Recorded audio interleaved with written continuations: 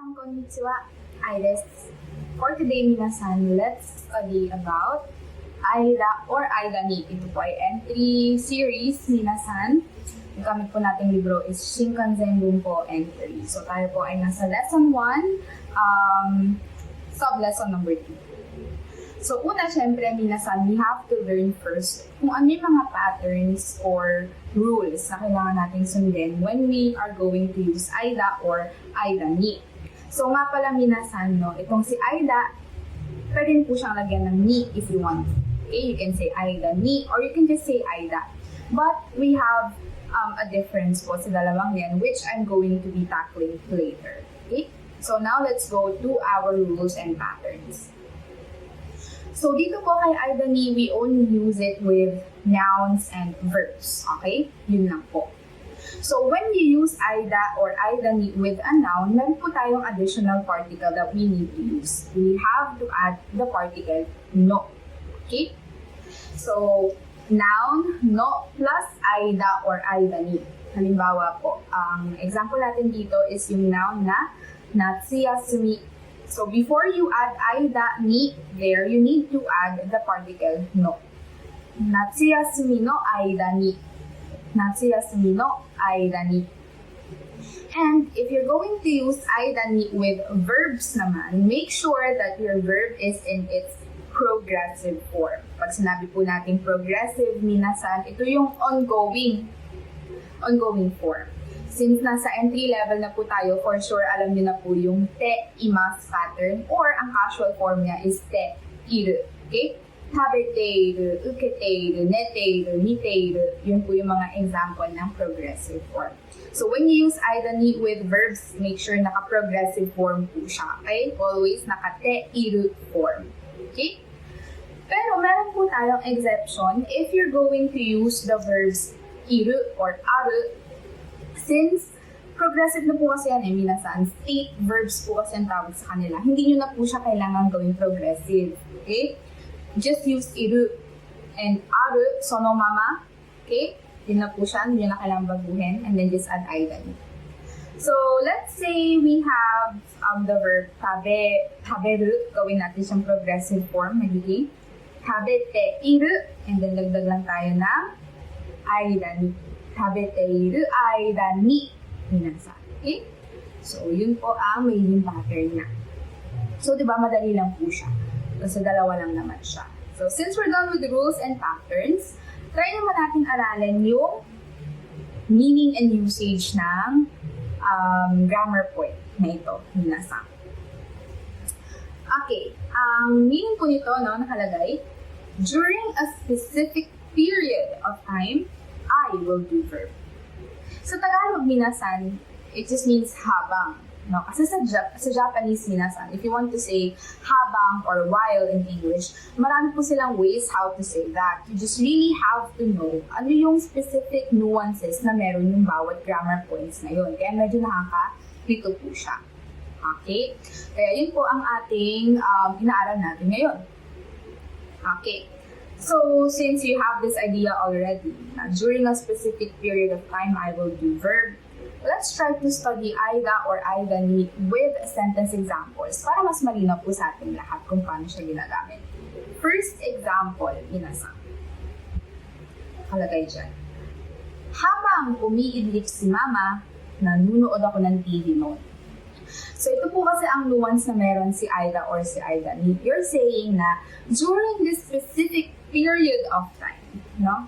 Nung mga oras na nangyayari si A, ito yung ginagawa ko. Ginagawa ko si B. Okay? Nung mga oras, nung mga panahon na nangyayari si A, nangyayari si B. You want to emphasize that. Okay? So, Aida is what you use. So, halimbawa, you want to say, habang tulog si mama, nanonood ako ng TV noon. Or literally, habang, or nung mga oras na natutulog si mama, yung mga panahon na yon, ang ginagawa ko noon is, nanonood ako ng TV. Yun yung gusto mong i-state. Okay? Basta minasan, whenever you want to say, nung mga oras na blah, blah, blah, blah, ito yung ginagawa ko, Aida or Aida ni is what you will use. Okay? Don't forget that, minasan. So, habang umiidlip Umiidlip pa rin nandito. Habang umiidlip si mama, nanonood ako ng TV. So, umidlip minasan, we have hirune o shimasu. Since we're going to be using aida here, ang rule na, kailangan lagi siya naka-progressive form. So, hirune o shimasu will be hirune o shiteiru. And then, pwede na tayo magdagdag ng aida. Hirune o shiteiru aida.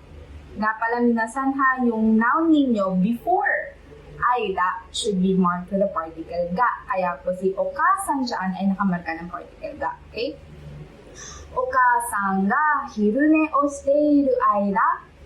Nung mga oras na umiidlip si mama, nanonood ako ng TV nun. Terebi o mite ita. Okasan ga hirune o shiteiru aida, terebi o mite ita. So, para po mas clear sa ating lahat, kumuha ko dito ng parang, how do you call this? Para mas, madaling maintindihan, no? Ganito po ang paggamit ni Aida. Related to sa example natin kanina. Okasan ga hirune o shiteiru. So, nagnanap si mama. Sabi natin, nagnap si mama 2 ji kara 3 ji han made. So, from 2 o'clock hanggang 3:30, yun yung oras na nagnap si mama. And then, meron tayo dito sa baba, terebi o mite ita. Anong oras ka nanonood ng TV? Nakalagay dyan, 2 ji kara 3 ji han made. Ibig sabihin po, nung mga oras na natutulog si mama or umiidlip siya from 2 to 3:30, ang ginagawa ko po nun is nanonood ako ng TV. From 2 to 3:30 din po. Diba? So yun po ang usage ni Aida. You want to say, yung mga panahon na nangyayari itong si A, ito yung ginagawa ko. Ginagawa ko si B. It doesn't have to be exact na from 2 o'clock talaga hanggang 3:30. Pwede pong nag-start ka ng 2:15 to 3:30, ganon. It doesn't have to be exact na ganon yung duration ng time. Okay? Basta po you want to say na, yun na, habang natutulog si mama, ito yung ginagawa ko. Okay? So yun po ang usage ni Aida. Minasan, very useful, and yoku tsukawarete masu yo, nichijou kaiwa de. And for now, Aida muna ha, mamaya i-discuss ko sa inyo kung paano gamitin si Aida ni. Another example, minasan. Habang kausap ko yung kaibigan ko, naglalaro sa cellphone yung anak ko. That is what you want to say. No? Nung mga oras na nakikipag-usap ako sa kaibigan ko, ito yung ginagawa ng anak ko. Okay? So, makipag-usap sa kaibigan, we say, tomodachi to hanashite imasu. Gawin nating plain form. Tomodachi to hanashite iru, dagdag tayo ng aida. Tomodachi to hanashite iru aida, nung mga oras na nakikipag-usap ako sa kaibigan ko, kodomo wa smaho de game o yatte ita. Tomodachi to hanashite iru aida, kodomo wa smaho de game o yatte ita. Okay? Nung mga oras na kausap ko yung kaibigan ko, naglalaro sa cellphone yung anak ko. Okay? Sabihin natin, ikaw nakipag-usap ka sa kaibigan mo from 1 to 1:30. So, ibig sabihin, during that time, yung anak mo, naglalaro sa cellphone. Okay? Another example, minasan. Sabi dito, nung mga oras ng klase, natulog lang yung estudyante na yan. No? Yung estudyante na yan, ang sabi, natulog lang daw yan habang klase. Ano seito wa? So, since we're using a noun here, klase po, we say, jugyo. And ayon sa ating rule or pattern kanina, when you use a noun with aida, you have to use the particle no in between. Ano seto wa, jugyo no aida, habang klase or nung mga oras ng klase, natulog lang daw, no? Zutto nete ita rashi yo. Naaral niyo na po to si Rashi. I'm not sure which level this falls, pero when you say rashi, it has this meaning na uy, sabi, narinig, itong sinasabi niya is narinig lang niya from someone. Uy, narinig ko, sabi ni ganito, ganyan. Blah, blah, blah, blah. So, if you're going to state something na narinig mo lang from someone else, you use rashi. Okay? Ano seto wa jugyo no aida zutto nete ita rashi yo. Okay? So, nung mga oras ng klase, sabi natin yung klase mo is 1 hour. 1 hour din natulog yung estudyante na yon. Okay? Okay, another example. So, ito na yung sinasabi ko sa inyo kanina, di ba? When you use aida with verbs, you have to use it with the progressive form. So, dapat lagi siya nakate, iru. But again, I also, stated the exception. Whenever you use iru and aru, you don't have to convert it into its progressive form. As is na siya, minasan. Halimbawa, habang nasa CR ka, uminom yung aso ng tubig. Halimbawa, tinanong kita, uminom na ba yung aso ng tubig? Sabi mo, oo, habang nasa CR ka, uminom na siya ng tubig. No? Noong mga oras na nasa CR ka, uminom siya ng tubig. No? Nasa CR, toire ni imas, gawin nyo lang po siyang casual. Okay? Hindi po pwedeng toire ni imas aida. Machigatte masu yo. Kailangan pong gawing casual form. Toire ni iru aida, habang nasa CR ka, uminom yung aso ng tubig. No? Inu wa mizu o nondeita. Inu wa mizu o nondeita. Diba? Ngayon, minasan, you might be thinking, ano pong difference pagka naglagay kami ng ni instead of just using aida? What if we just use aida ni? Okay, dito tayo, no? Same example, but this time, lagyan natin ng particle ni. Toire ni iru aida ni, inu wa mizu o nondeita. Toire ni iru aida ni, inu wa mizu o nondeita. Habang nasa CR ka, uminom yung aso ng tubig. Oh, sensei, walang pinagkaiba. Same meaning. Ano po pinagkaiba nun? So, ibig sabihin po ba nun, pwede, it's just up to us if we're gonna use aida or aida ni. Not entirely true, kasi meron po talaga siyang malaking difference.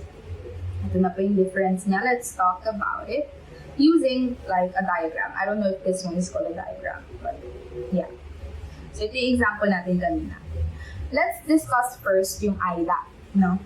Toire ni iru aida, inu wa mizu o nondeita. So, sabihin natin, yung oras na nasa CR ka, no?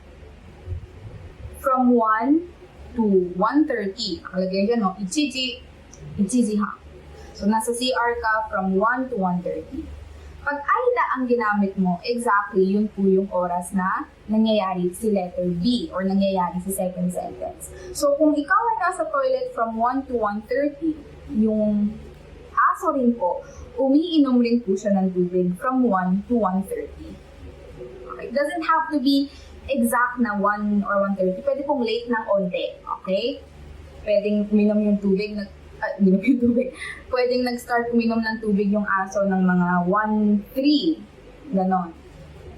Doesn't have to be exact na eksaktong pagpasok mo doon sa CR. Okay? So, ganon po si aida, minasan. If you use aida, it means, ayun nga, nung mga oras ng panahon, nung mga oras na nangyayari si A, tuloy-tuloy na nangyayari si B. Okay? Yun po ang usage ni aida. So, makikita nyo naman dito, si toilet, nung nasa CR siya, 1 to 1:30. And then yung aso, uminom din po siya ng tubig from 1 to 1:30. Yun po ang usage ni aida. Now, let's discuss paano naman po pag aida ni. Ito na po siya. Wala, no? Toire ni iru aida ni, inu wa mizu o nondeita. So, sabihin natin, ikaw ay nasa CR from 1 to 1:30 nga. Makikita nyo naman dyan. Pag aida ni na po ang gamit nyo, minasan. Ibig sabihin po nun, somewhere sa oras na yon, sabihin natin from 1 to 1:30, somewhere sa oras na yon, doon po nangyari yung pag-inom ng tubig ng aso. Sabihin natin, ang aso ay uminom siya ng tubig around 1:15 hanggang 1:17. So, nasa loob yun ng time na nasa CR ka. Di ba? Hindi uminom ng tubig yung aso ng from 1 to 1:30. Somewhere between that duration lang. So, aida ni po ang ginagamit doon. So, whenever you want to say that something happened, habang nangyayari ang isang bagay, pero hindi zuto, somewhere during that duration lang nangyari, you will use aida ni. Okay? So, yun po, si aida ni minasan. Yun po ang difference nila. Okay? Another example, habang nag-aaral ako may tumawag. Benkyou suru is how you say nag-aaral. Gawin natin progressive form. Benkyou shiteiru aida ni denwa ga kita. Bakit kaya aida ni ang ginamit natin dito? Kasi minasan, let's say nag-aaral ako mula pang umaga from 7 a.m. hanggang ngayon na 2 p.m. na. And then somewhere around 12 o'clock, may tumawag. Okay? So hindi naman po from 7 to 2 may tumatawag sa akin, di ba? Hindi po ganun. From 7 to 2 may tumatawag sa akin, no. Nangyari lang yung tawag nung 12 p.m. So, somewhere between the time na nag-aaral ako, may tumawag. So, aida ni is what we use here. You always have to consider that, okay? Benkyou shiteiru aida ni denwa ga kita. Habang nag-aaral ako, may tumawag.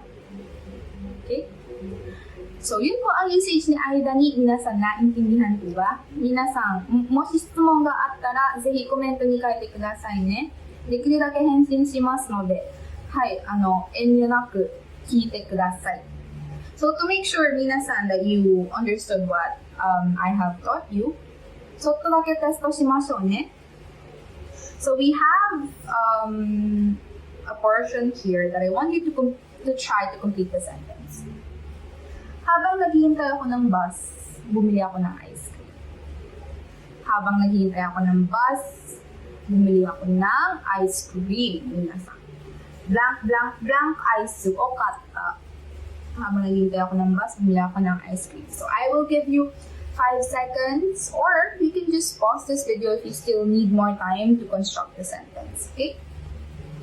Now, ano kaya ang sagot dito? Dewa, minasan, kakunin shimashou. Basu o matteiru aida ni ice o katta. Basu o matteiru aida ni ice o katta. If you're wondering, bakit aida ni ang ginamit dito? Somewhere between the time na nag-aantay ka ng bus, bumili ka ng ice cream. Hindi naman po ganun katagal magbili ng ice cream, di ba? Sabihin natin 30 minutes kang naghintay ng bus. Pero ang pagbili ng ice cream, minasan, wala pa pong 3 minutes, 5 minutes yan, di ba? So, hindi ka zuto, okay, bumibili ng ice cream. So, aida ni po ang sagot nito, okay? Basu o matteiru aida ni ice o katta. はい、皆さん終わりです。お疲れ様です。次も頑張りましょうね。皆さん、さっきも言ったんですけど、ぜひぜひ質問があったらコメントに書いてください。では皆さん、次の動画もお会いしましょう。じゃあね。